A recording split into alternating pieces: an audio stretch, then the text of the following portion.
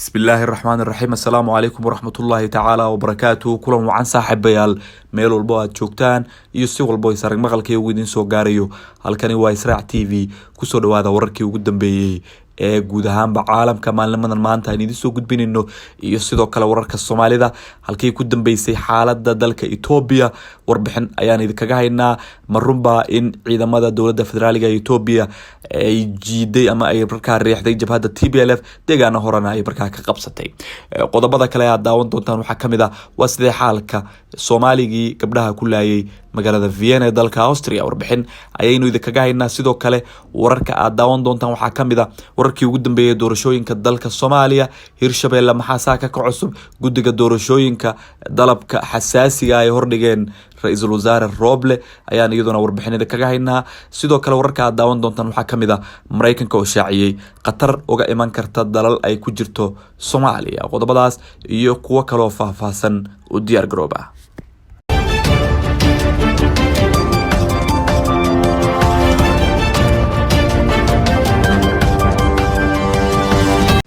وهاجاك صاحب يال سكسون نقود وناكسنا كوب لعبة إيه دالك إثيوبيا دولة فدرالية إثيوبيا عندما ضوضة عيال وقصور رميين جبيهان بيسجب بحين مجالوين هورلة كدب قول دروين دجال ويكلا كل من عندما ذا جبهة TPLF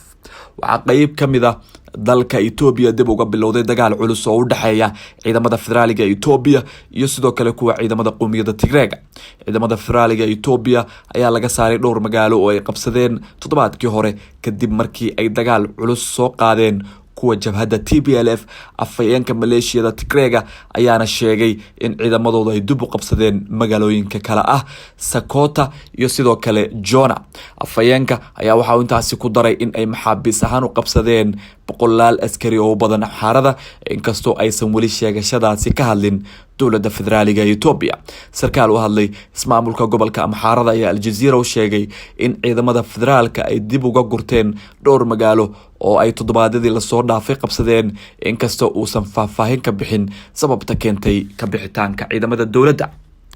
waa in aad isku dhiibtaan ciidamadeena u dagaalamaya sidii nabad markaa loo heli lahaa xal kale idinma furna ayuu yiri hogaamiyaha jabhadda TPLF ciidamada TPLF ayaa lagu eedeeyay in ay xasuuq iyo kufsi ka geysteen gobolka Amxaarada waxaana hadda xaaladda Ethiopia u muuqataa mid ka sii dareysa iyadoo TPLF ay ku hanjabtay in ay markaa tagi doonto magaalada Addis Ababa ee caasimadda dalka Ethiopia wagaag saaxiibayaal haddii markaa wararka Ethiopia aynu dhankaas uga soo baxno aynu aadno magaalada Vienna ee dalka Austria nin Soomaaliya ayaa laba gabdhood oo Soomaaliya markaa halkaas ku dilay warbixin ayaa booliisku ay ka soo saareen dilka gabdhahaasi iyo ninka laftigiisa nin Soomaaliya ayaa laba gabdhood oo Soomaaliya xalay ku dilay xaafadda Favoritan ee magaalada Vienna ee caasimadda dalka Austria sida ay xaqiijiyeen booliiska ayaa tagay xaafadda kadib markii ay dariska u yeereen waxaana ay ugu tageen meydka laba gabdhood oo Soomaaliya oo da'doodu lagu kala sheegay 30 sano jir iyo sidoo kale 37 jir mid kamid ah gabdhaha ayaa lagu magacaabay Shukri Ahmed Abtidoon halka gabadha kalena lagu magacaabo Faaduma Maxamed Xirsi Shukri ayaa la dhalatay xildhibaan Maxamed Ahmed Abtidoon oo ka tirsan golaha shacabka Soomaaliya xildhibaan Abtidoon ayaa qoraal uu soo dhigay Facebook ku yiri inna lillahi wa inna ilayhi raaji'uun waxa maqnimadii lagu dilay dalka Austria Vienna walaashay marxuumad Shukri Ahmed Abtidoon iyo saaxiibteed marxuumad Faaduma Maxamed Xirsi Allah wada naxariisto dambigoodana Allah dhaafo Allah hooy ha uga dhigo jannatul firdawsa naxariistiisana markaa hasiya buu yiri xildhibaanku booliiska ayaa markii ay tageen guriga apartment ah waxay ugu tageen tuhmanaha dilka geystay oo ah 28 sano jir Soomaaliya oo lagu magacaabo Maxamed Ibrahim waxaana uu sheegay inuu dilay laba gabdhood isla goobta ayay ku xireen kadibna waxa ay markaa galeen gudaha oo ay ugu tageen meydka gabdhaha Maxamed ayaa la rumaysan yahay in uu mindiyeeyay labada gabdhood wararka qaar ay markaa warinayaan warbaahinta gudaha Vienna ayaa sheegay in labada gabdhood ay mid ahayd xaaska hore ee Maxamed midda kalena ay ahayd saaxiibteed Maxamed ayaa la sheegay in xaaskiisa hore ay u dhashay gabar 4 jira Maxamed ayaa markii booliisku ay baareen waxa uu ahaa markaa mid aad u cabsan waxaana dhiiggiisa laga helay alcohol heerkeeda lagu sheegay 2.2 kiiskan ayaa waxaa hadda baaraya booliiska, waxaana warbixino hordhaca markaa ay sheegayaan in maskaxda looga jiray. Maxamed Ibrahim oo magangelyo markaa ka dalbaday dalka Austria ayaa loo diiday sababo la xiriira in ay booliiska u diiwaan geliyeen 2 dacwo oo ka dhana mid markaa la xiriirta isku day kufsi.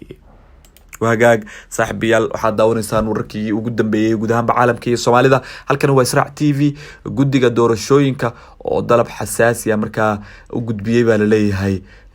دنك رئيس الوزراء روبله ودرشة الصومالية رئيس الوزراء حكومة الفدرالية الصومالية محمد حسين روبله أي قابل حبنا كترسن جود جدور الشوينكا يسوق أمريكا كلها اللي أرمها دور الشوينكا الصومالية سنة كلا بدو كوني كوبيل لبعتنكا يسدي لو درجليلها وجهرين جود جدور الشوينكا دلك هير فدرال أي رئيس الوزراء وجود بيه وربحين كأدن حالك أي مريان دور الشوينكا يدرجلين تودا سيدو كله جود جا أي روبله وجود biyay codsi gaara oo la xiriira fududeynta howlaha doorashooyinka ee ka bilowday dalka.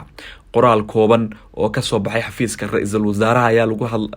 ayaa markaa looga hadlay baa liiri kulankan, waxaana lagu sheegay in uu Roble ka jawaabayo codsiga uga yimid guddiga doorashooyinka. ra'iisul wasaaraha xukuumadda federaaliga ee Soomaaliya Maxamed Xuseen Roble ayaa la kulmay xubno ka tirsan guddiga maamulka doorashooyinka heerka federaal oo warbixin ka siiyay halka ay marayaan howlaha doorashooyinka, iyadoo uu markaa ra'iisul wasaaruhu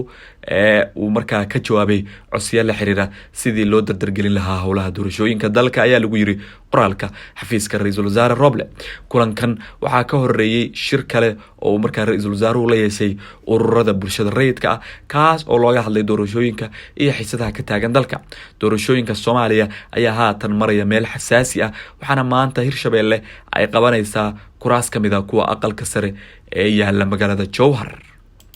وهاجنتين ورركا مركا كبحن doorashooyinka Jowhar maxaa saaka ka cusub magaalada Jowhar ee caasimada Hirshabelle waxaa saaka ka socda qabanqaabadii ugu dambeysay markaa doorashada aqalka sare, taas oo maanta ka dhacaysa magaaladaasi oo sidoo kale xarun ah gobolka Shabeellaha Dhexe. ilaa 27 musharax ayaa ku loolamaya doorashada Hirshabelle ee aqalka sare, kuwaas oo ku tartamaya 8 kursi oo maamulkaasi uu ku leeyahay golaha aqalka sare. musharaxiinta ayaa xalay kulamadii ugu dambeeyay la qaatay xildhibaanada golaha wakiilada ee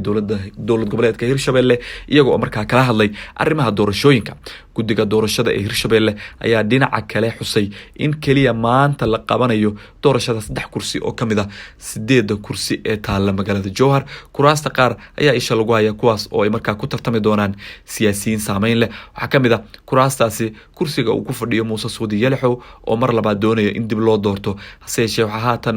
kula tartamaya Cabdullaahi Sheekh Xasan, Axmed Xasan Cadow Axmed Daaci iyo sidoo kale Dr. Xasan Cadaay Cali. sidoo kale kursiga xiisaha leh waa midka uu 4 sano ee la soo dhaafay ku fadhiyay Dr. Cismaan Maxamuud Maxamed Dufle oo mar kale isa soo sharaxay, isna markaa waxaa kula tartamaya Maxamuud Axmed Nuur Tarsan iyo Raagi Xasan Cusmaan Xuud. dhammaan musharaxiinta tartamaysa ayaa shalay khudbado ka jeediyay xarunta baarlamaanka ee Hirshabelle iyagoo markaa ka hadlay taariikhdooda iyo waxqabadkooda. doorashada Hirshabelle ayaa ah mid aad u xasaasi ah, waxaana musharaxiintu ay u tartami doonaan si daahfuran, iyadoo halkii kursi ay u sharaxan yihiin 2 ugu badnaan markaa 6na markaa ay yihiin. وهاجاج صاحب بيال ugu dambeyn Mareykanka ayaanu aadi doonaa. waxa uu Mareykanka shaaciyay qatar uga iman karta baa la yiri dalal ay ku jirto dalka Soomaaliya. sirdoonka qaranka Mareykanka ayaa shaaca ka qaaday in jirto cabsi ay markaa ka qabaan qatar argagixiso oo uga iman karta dalal ay ku jirto Soomaaliya, balse waxaan warbixinta markaa lagu sheegay baa la yiri inay cabsida koowaad tahay kooxda IS ee markaa Afghanistan. Avril Hanis oo agaasimaha sirdoonka qaranka Mareykanka ayaa ka hadalkan markaa sheegay